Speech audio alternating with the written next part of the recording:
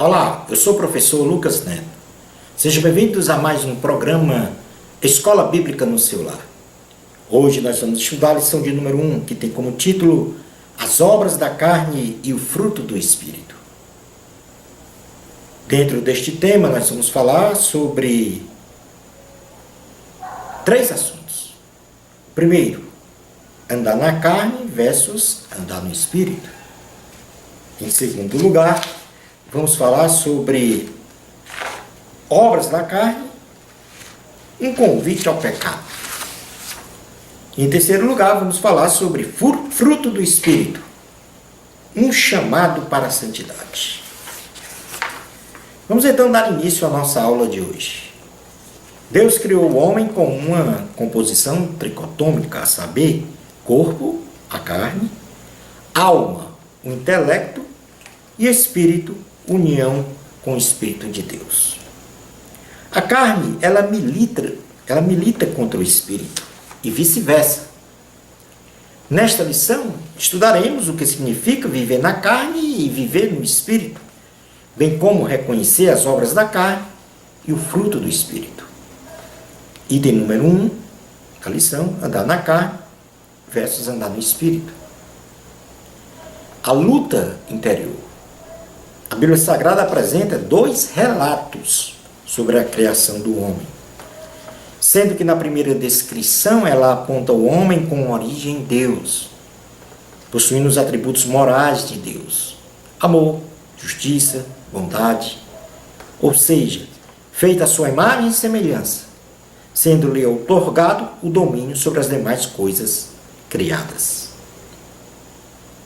Na segunda descrição da criação do homem, há uma alusão direta à origem material, ou, no caso específica, que o homem foi criado do pó da terra, e há também uma menção nesta passagem à sua origem material, quando Deus soprou o fôlego de vida no nariz do homem, se tornando ele alma vivente, consolidando então a sua parte espiritual.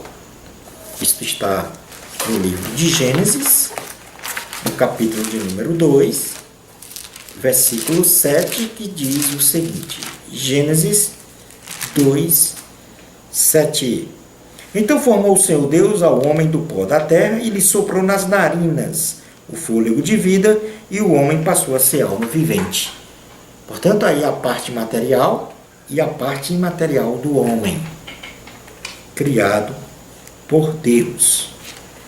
E dentro da parte material e espiritual, então, há uma imagem e semelhança de Deus. Diz assim: também disse Deus, Gênesis capítulo 1, versículo 26 a 27, diz assim a palavra: também disse Deus, façamos o homem à nossa imagem, conforme a nossa semelhança. Tenha ele domínio sobre os peixes do mar, sobre as aves dos céus, sobre os animais domésticos, sobre toda a terra e sobre todos os répteis que rastejam pela terra. Criou Deus, pois, o homem à sua imagem, a imagem de Deus o criou, homem e mulher os criou.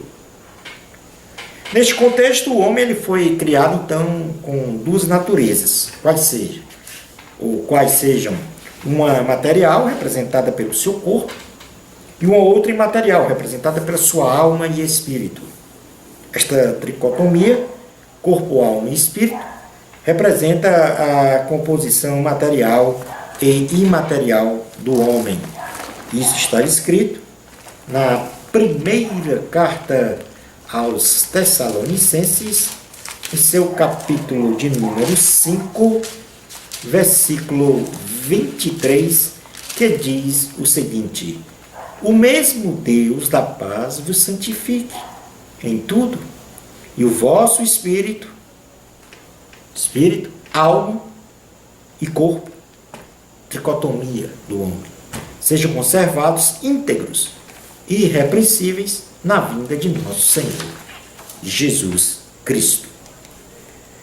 Então vamos definir esses 3 elementos que Deus criou ou colocou no homem: corpo, alma e espírito. O corpo é a parte material do ser humano, formado pelos mais variados elementos químicos, advindos do pó da terra, transformado em células, ossos, carne e sangue, que proporciona um canal de comunicação com o mundo externo. Este é o corpo. É o que nós vemos no nosso próximo. É o rótulo, digamos assim. A alma é uma subparte material do ser humano, que dá funcionalidade e comando sobre o corpo.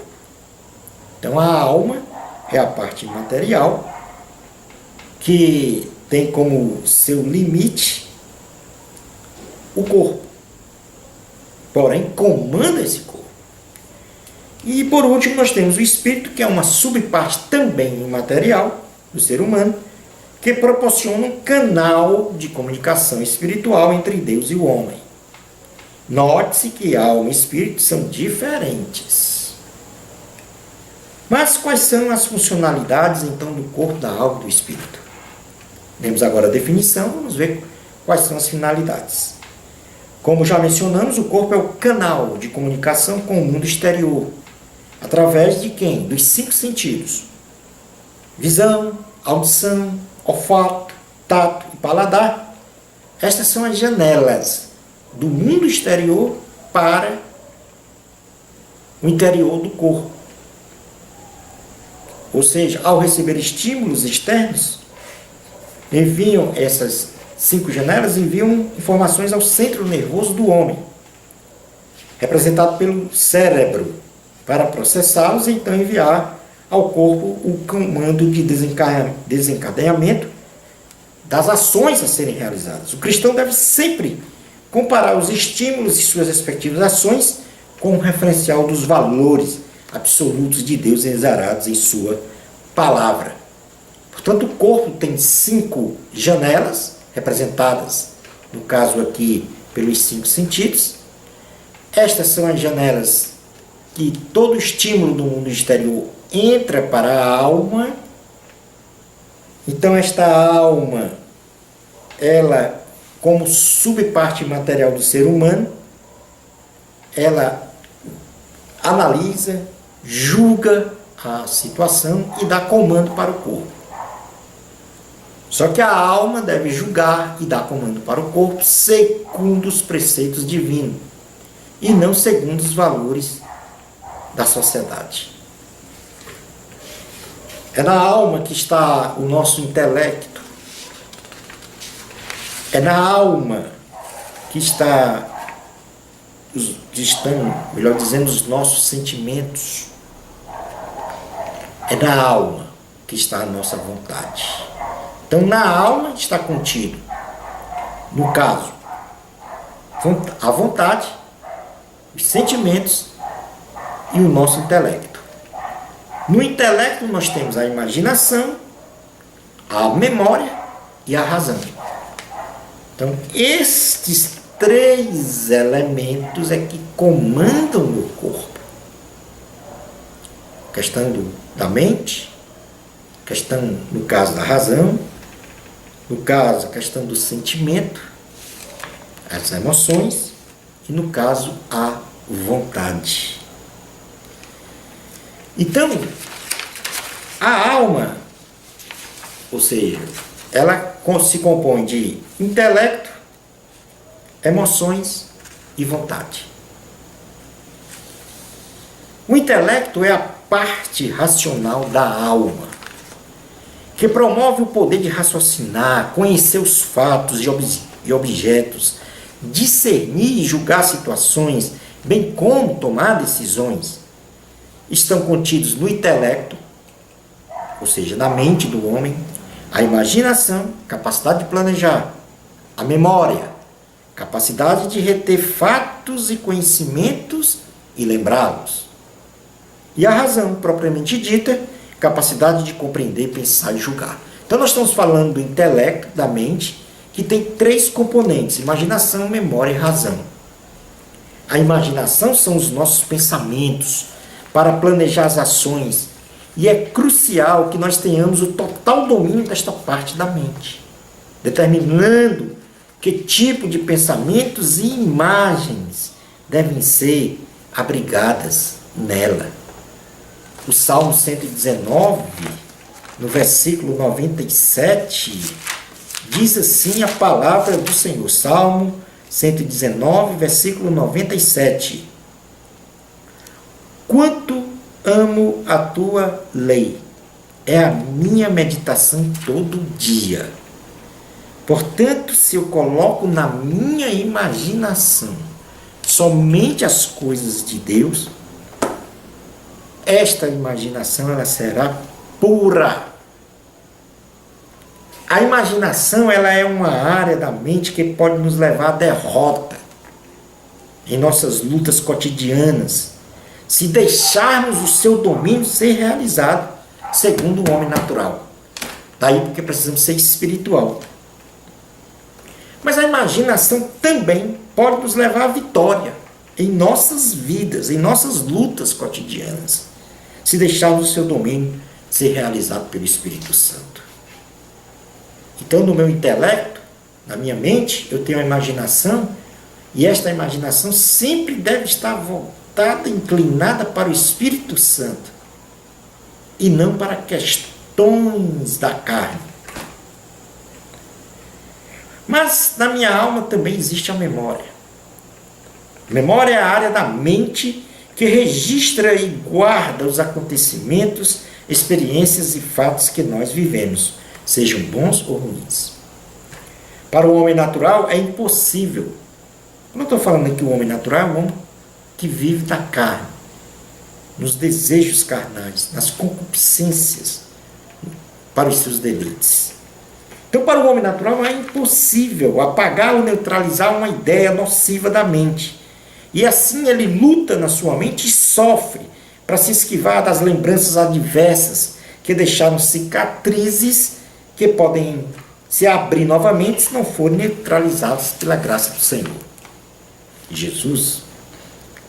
Nossa memória só deve ser ativada para coisas boas e agradáveis, que possam ser usadas para a glória de Deus, enquanto as coisas más devem ser esquecidas, sem qualquer chance de reativação de sofrimento, amargura, ódio, rancor ou com espírito de vingança.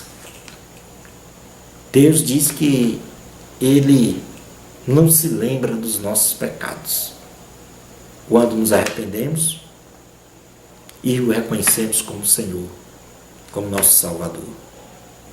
Portanto, as nossas lembranças, ou seja, nossa memória do que é ruim, deve ser apagada.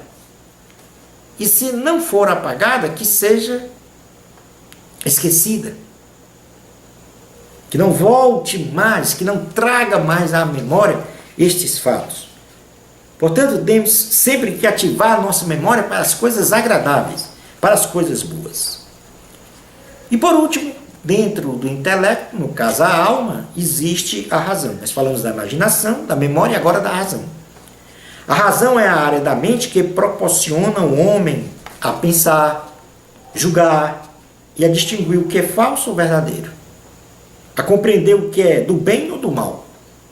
Porém, esta condição racional é efetiva quando o homem tem a sua vida presidida pelo Espírito Santo. No Evangelho de Jesus, segundo escreveu João, capítulo de número 5, versículo 30, diz assim a palavra do Senhor: eu nada posso fazer de mim mesmo, na forma porque ouço, julgo.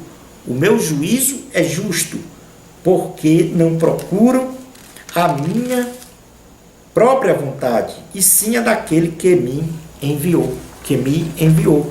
Portanto, aqui a vida do homem na razão tem que ser presidida pelo Espírito Santo. O homem que não tem a sua vida presidida pelo Espírito Santo, ele age mal, ele prejudica os seus semelhantes, ele julga mal, até mesmo pior que os irracionais.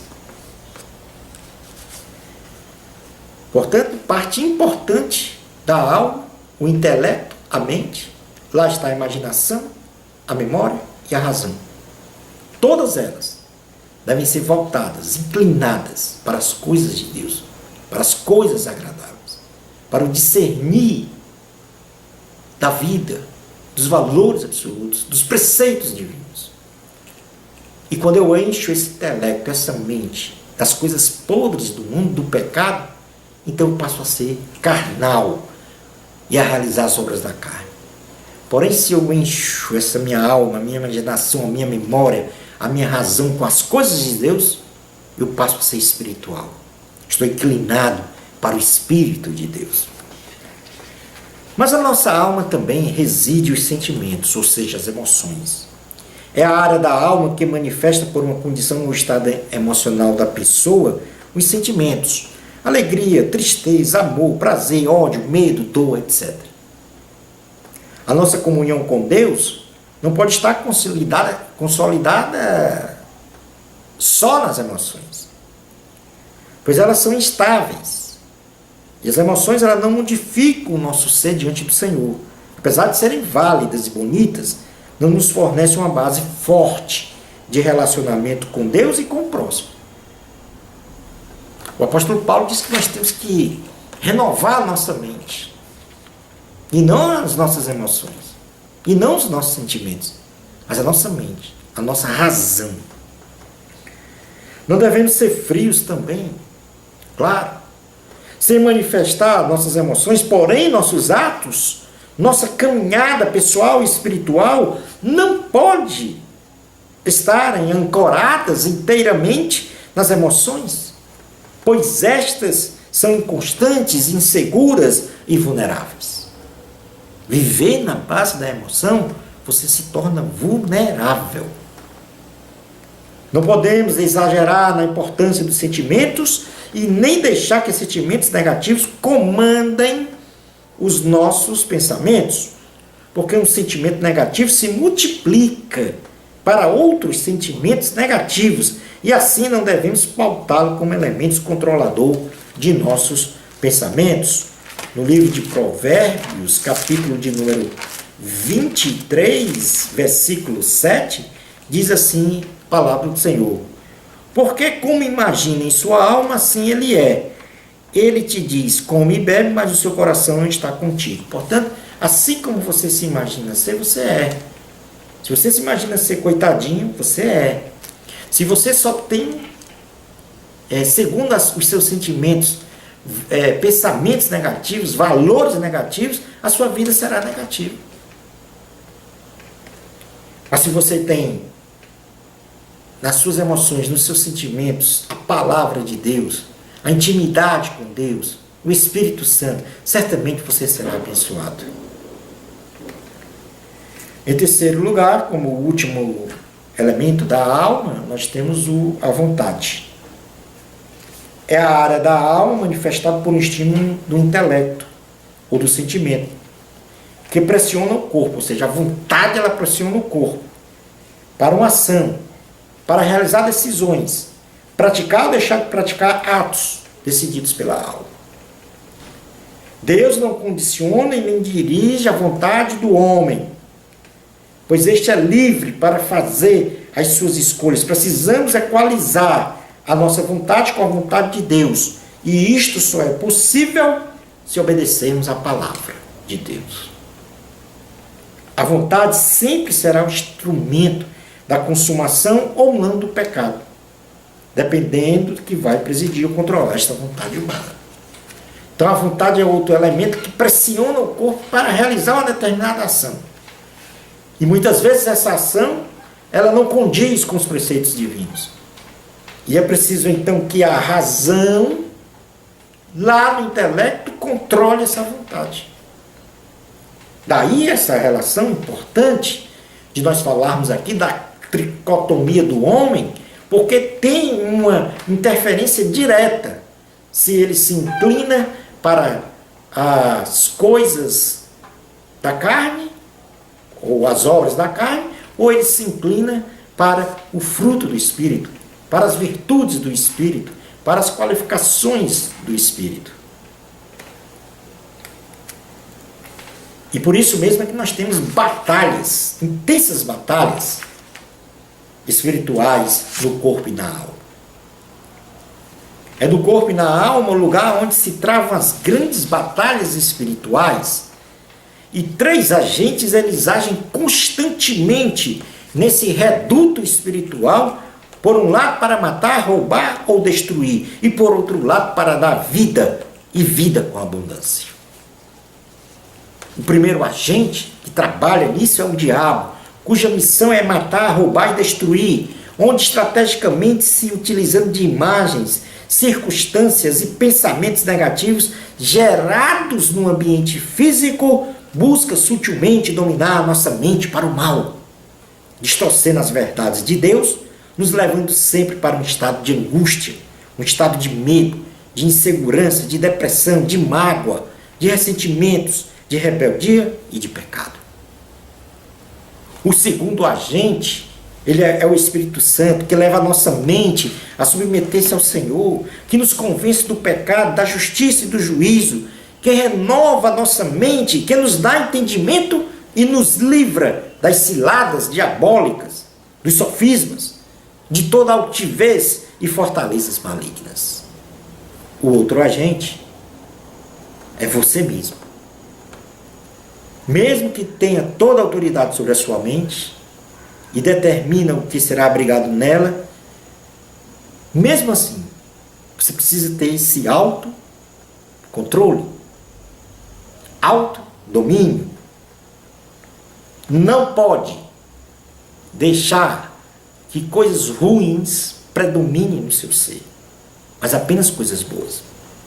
Há um ditado importante que diz: não posso impedir que os pássaros voem sobre a minha cabeça, mas posso impedir que façam ninho sobre ela. Nosso corpo, nossa alma é o grande campo de batalha espiritual para a morte e para a vida. Vou repetir. Nosso corpo e nossa alma é o grande campo de batalha espiritual para a morte ou para a vida. Na carta aos Romanos, capítulo de número 7, versículos 14 ao 25, o apóstolo Paulo vai retratar exatamente esta condição de batalha espiritual entre corpo e alma. Diz assim a palavra do Senhor: porque bem sabemos que a lei é espiritual, eu todavia sou carnal, vendido à escravidão do pecado, porque nem mesmo compreendo o meu próprio modo de agir, pois não faço o que prefiro e sim o que detesto. Ora, se faço o que não quero, consinto com a lei que é boa. Neste caso, quem faz isso já não sou eu, mas o pecado que habita em mim, porque eu sei que em mim, isto é, na minha carne, não habita bem nenhum, pois o querer o bem está em mim, não porém o efetuá-lo. Porque não faço o bem que eu prefiro, mas o mal que não quero, esse faço.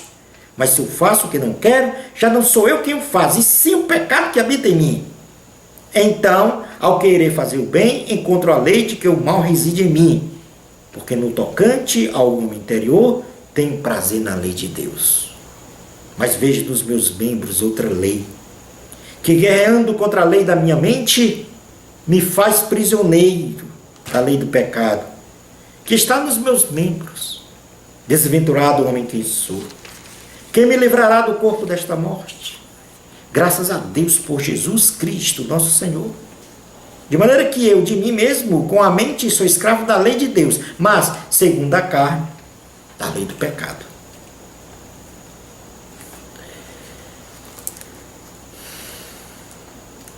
A funcionalidade do espírito. Então nós falamos do corpo, da alma, agora do espírito. Como já mencionamos, o espírito é uma das subpartes material do ser humano que proporciona um canal de comunicação espiritual entre Deus e o homem, tendo os seguintes elementos. Aí no espírito eu tenho a fé e a consciência. Esta fé é a fé advinda diretamente do Senhor, que atinge a profundidade do inexplicável, que ultrapassa os limites do conhecimento e perspectivas humanas, garantindo ao detentor desta fé uma fortaleza espiritual de vislumbrar as coisas que não são como já sendo reais ou existentes.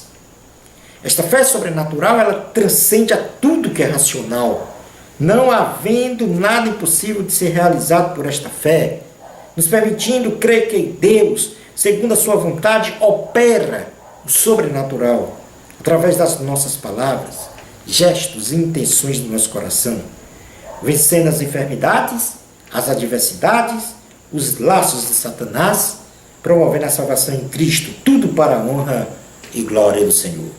Portanto, esta fé não é uma fé natural, porque a fé natural ela vem do conhecimento de uma lei. Então, por exemplo, eu tenho aqui esta revista. Se eu soltar esta revista no ar, ela cairá, porque existe uma lei da gravidade que eu conheço. Esta é uma fé natural. Mas temos também a fé salvífica, fé da salvação, que é aquela fé que, quando eu escuto a palavra, aí a fé, ela aflora no meu coração, pelo ouvir da palavra de Deus. E tem a fé sobrenatural, que é a fé que poucos têm, que é a fé que eu consigo contemplar, vislumbrar o mundo espiritual. É a fé definida na carta aos Hebreus, capítulo 11, versículo 1, que diz o seguinte. Carta aos Hebreus, capítulo 11, versículo 1, diz assim: ora, a fé é a certeza de coisas que se esperam, a convicção de fatos que não se veem. Ou seja, é enxergar uma realidade que ainda não existe. Esta é a fé sobrenatural. E também, no nosso espírito, nós temos a consciência. É o elemento interior do homem, onde está gravado automaticamente a lei moral e espiritual de Deus, servindo como um regulador intuitivo de suas ações em sua vida cotidiana, não sendo modificada pelo intelecto, sentimento e vontade da alma. Na carta aos Romanos, capítulo 2, versículos 12 ao 16, o apóstolo Paulo fala exatamente desta lei gravada na consciência do homem. Um homem sabe quando está realizando o mal, uma má obra ou uma boa obra. Como a criança, que ainda que não tem uma compreensão de vida, mas ela sabe quando está fazendo uma travessura ou não. Romanos capítulo 2, versículos 12 ao 16, diz assim a palavra do Senhor: assim, pois, todos os que pecaram sem lei, também sem lei perecerão. E todos os que com lei pecaram, mediante lei serão julgados. Porque os simples ouvidores da lei não são justos diante de Deus, mas os que praticam a lei hão de ser justificados. Quando, pois, os gentios que não têm lei procedem por natureza de conformidade com a lei, não tendo lei, servem eles de lei para si mesmos.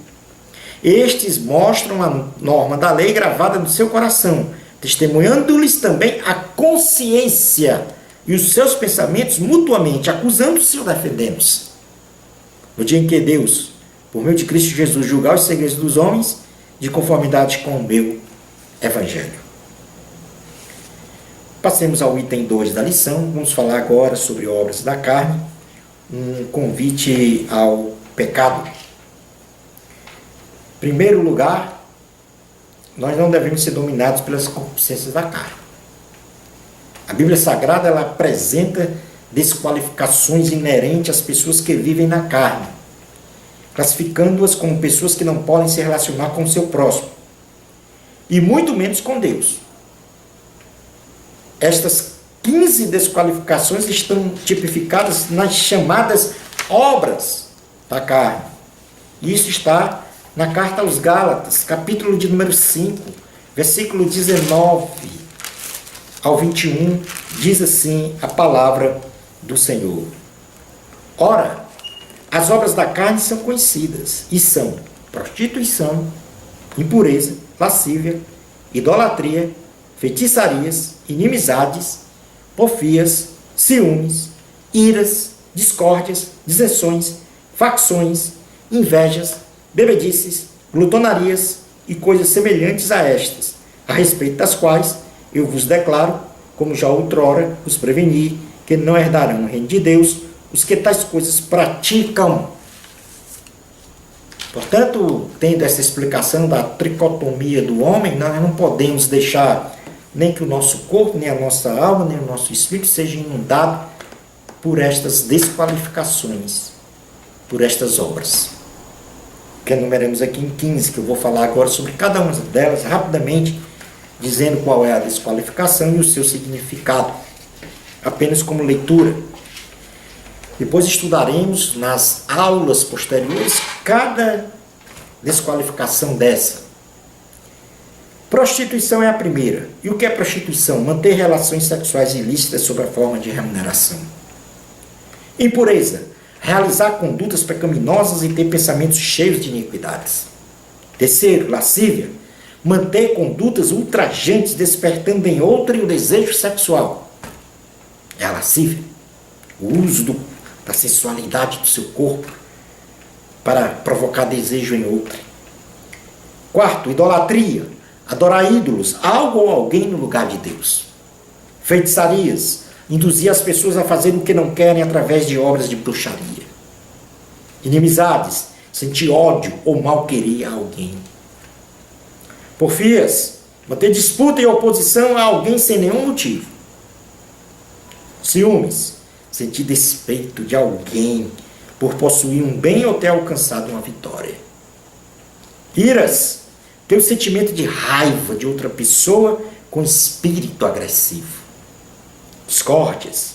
Manter desentendimento permanente por diferenças de pensamentos. Dissensões. Promover divisões entre as pessoas por diferenças de pensamentos. Observe que a discórdia é manter o desentendimento e a dissensão é promover a divisão por causa desse desentendimento. Facções. Promover a formação de grupos de pessoas para causar perturbações no meio social. Em 13º lugar, invejas, cobiçar as coisas dos outros ou querer ser melhor do que os outros. 14º lugar, bebedices, ato de se embriagar com bebidas alcoólicas, perdendo a sensatez. Glutonarias, ato de comer em demasia, ultrapassando o limite da saciedade. Portanto, 15 obras da carne, que não pode atingir nem o nosso corpo, nem a nossa alma, nem o nosso espírito.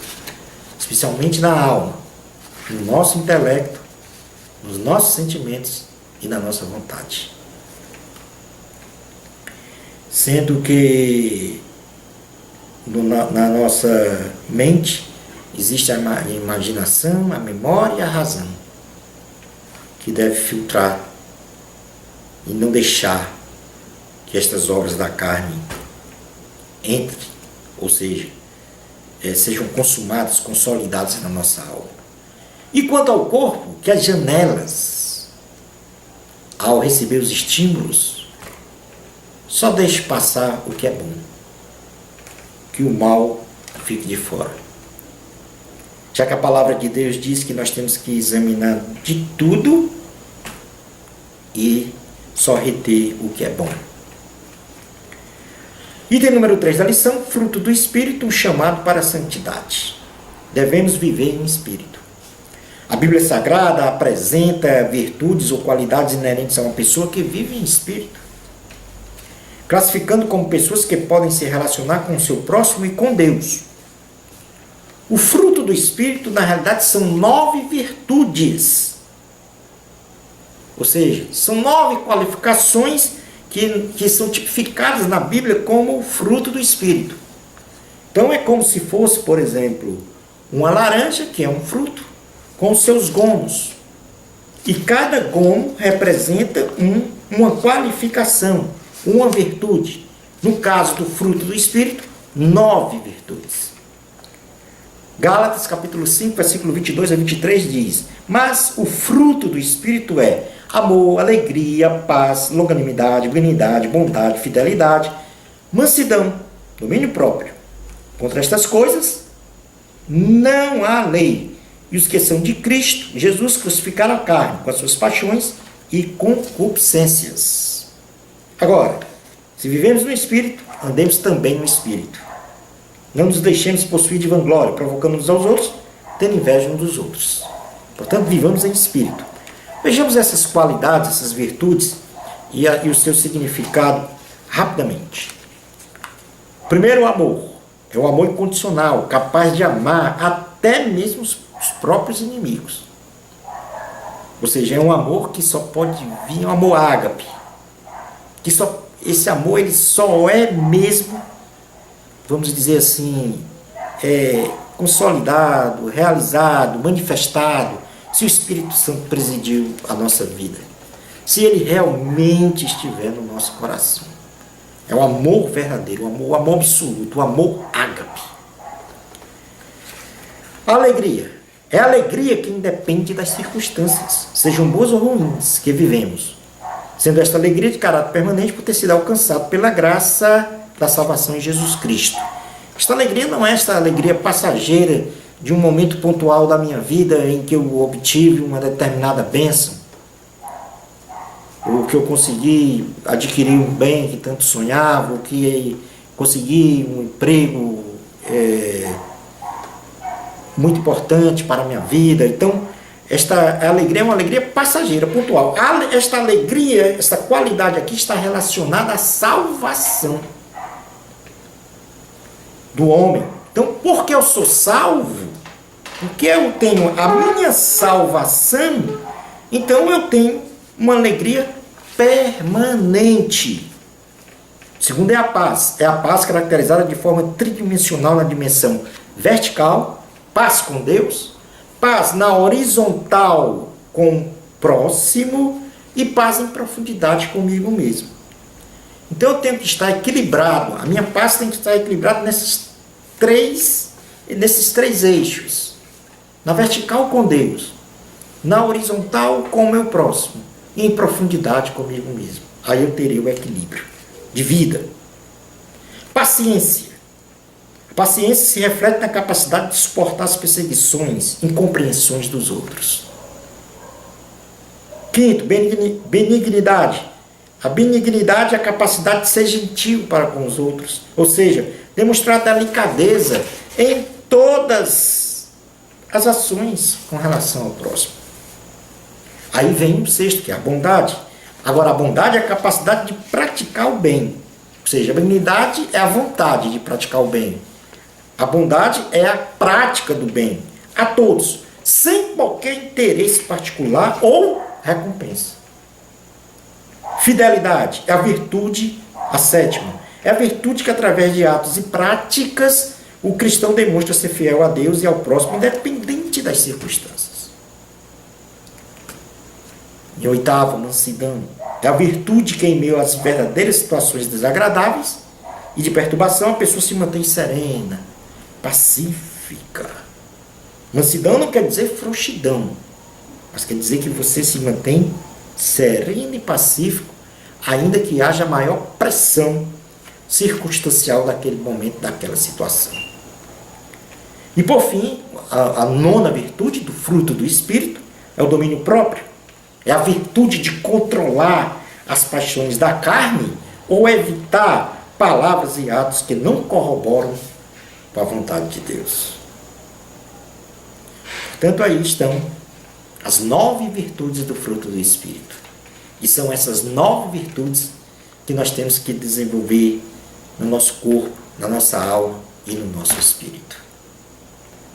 Concluindo a aula de hoje, quando vivemos uma vida consagrada a Deus, através da leitura da palavra, do jejum, da oração, do momento devocional, do louvor e da adoração, desenvolvendo sempre uma vida de intimidade com o Senhor, estamos permanentemente alimentando a nossa alma e o nosso espírito com a natureza da divindade, não dando lugar à carne e nem à maléfica ação das tentações para consumarmos o pecado.